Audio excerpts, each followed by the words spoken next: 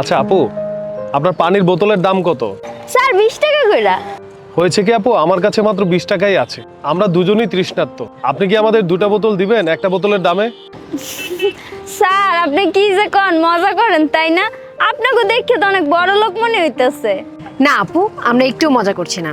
আপনি যদি 1 বোতল পানির দামে আমাদেরকে 2 বোতল পানি দিতেন, তাহলে আমরা দুজনেই তৃষ্ণা মেটাতে পারতাম। ঠিক আছে, পানি খাইবেন? এই তো দিতেছি, কারণ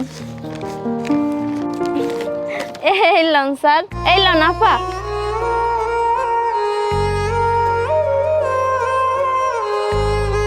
আচ্ছা আপু, যদি কিছু মনে না করেন একটা কথা জিজ্ঞেস করি, আপনার পাশে বসা উনি কে?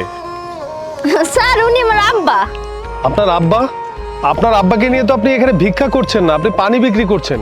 তাকে কেন রাস্তায় নিয়ে এসেছেন? স্যার আমার আব্বা অনেক অসুস্থ, তার উপরে আবার সহে দেখে না, একলা করে রাখা এমন কখন কি হয়ে যায়, এই জন্য স্যার সাথে সাথেই রাখি। আপনার বাবা অন্ধ, তাহলে আপনার বাবা চিকিৎসা করাচ্ছেন না কেন? ম্যাডাম যে কি কোন, চিকিৎসা করা মোটা হাবামু কই, এই পানি বেশি যে কয়টা লাভ হয় সেইটা তো নিজের পেটই চলে না। আচ্ছা আপু, পানির ব্যবসা কি অনেক লাভ?